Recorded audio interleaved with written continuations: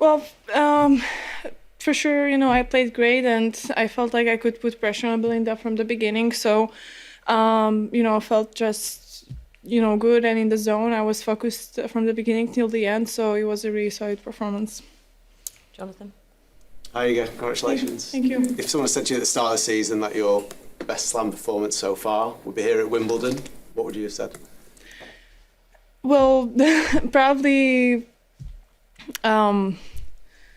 Well, I'm not going to say I wouldn't believe because I kind of, believe, and I know in tennis a lot can happen, but I don't know. I guess I would think that I would need to do a lot to be in this place, and, learn a lot before. So, yeah, I don't know. Too hypothetical. Liam? Hi, Iga. Liam from Quality Shots. Congratulations. Thank you. It was a very hot day today. Do you think that had an impact in your ability to maximize your game style? That's a good question. Hard to say, because I also felt good, in like 20, 22 degrees. So for sure the ball bounces a bit higher, and that's what I always kind of said, that if it should be easier for me when it's a bit hotter. But on the other hand, this year I felt good in both conditions, So I guess I was just playing really well today, and I think I would go for it the same way, go for my shots, even if the conditions would be different. But for sure, I felt comfortable, Charlie? There you go, well done. It felt like right from the start of this tournament, the mood was maybe slightly different than normal, where normally you've come from winning Roland Garros and really tight turnaround, etc. I just wondered if you found it different, if you felt liberated almost by not having all the same expectations around you and all the questions about whether this was going to be the year you'd win Wimbledon. Yeah, honestly, I don't know, it's... I think I'm not going to have, seasons where the pressure is not going to be, kind of forced on me from the expectations from the outside, anymore. So every year, I guess it's kind of the same, but I feel sometimes I can handle it better or ignore it, sometimes a bit worse, but I don't know, honestly, I think it's easier to win if you haven't won Roland Garros, and also if you had more time to practice. So if I win Roland Garros and then I come here and everybody asks me, already about, they put super high expectations, it's not kind of logical for me. So I have no influence on that. Eleanor? Yeah, just similar. Have you surprised yourself with what you've done here so far? Yeah, I did. Yeah, for sure. Molly? There you go. Congrats today. In terms of if you were to win on Saturday, you join a very small list of players who have won a Grand Slam on each of the three surfaces. I wonder, was that ever a goal in your head? Is that a goal that you would ever set yourself, wanting to be that quote-unquote kind of complete player to have achieved that success on all three surfaces? Not really, because I never thought it's going to be possible. So yeah, I'm not, as I said after my last match, I'm not this kind of person that sets, these kind of goals. I kind of live tournament by tournament, and it's not like I wake up and I'm like, okay, I'm going to win 3 slams this year, because that's not how I work, So I'm more I have more down-to-earth goals, practicing day by day, and this is what has always been working, and I never had, goals like that, I would say. Hi, Iga, and congratulations. Compared to your 5 first Slam finals, how different does this one feel? Do you enjoy it perhaps a bit more, since it was perhaps a bit more unexpected at the beginning of the fortnight? Well, honestly, every Slam was totally different. It's hard to compare these journeys, but for sure, for now, I've been enjoying, just this new feeling of being a bit more comfortable on grass. So I'm kind of maybe thinking about it a bit more, and yeah, for sure I'm enjoying it. But obviously there have been slams where I enjoyed my game as well. Robert, Energy Radio London. Congratulations, nicely done. Iga, you are an inspiration to millions of young people around the world.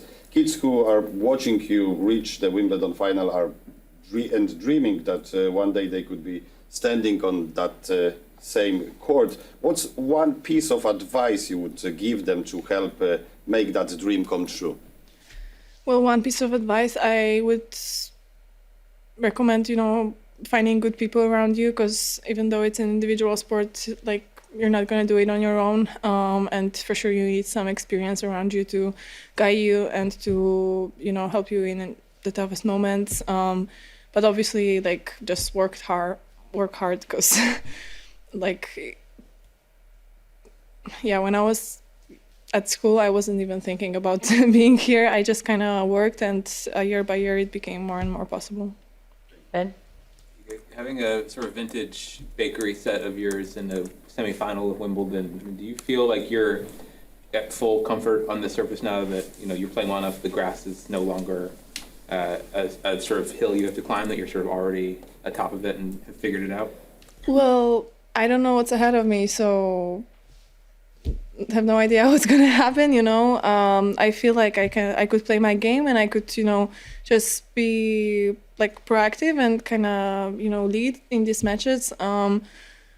But obviously, like I'm gonna have different matches in my career, so it's hard right now for me to predict, if I already got everything covered or not. Willie? What are your thoughts about what Amanda has done to get here and what the final will be like? Well, I haven't followed her previous matches today. I followed because I was playing after, so I didn't watch though. So for sure, she must be playing great. She also had great tournament before Wimbledon, so she knows how to play on grass, and with her game style, the surface, fits her.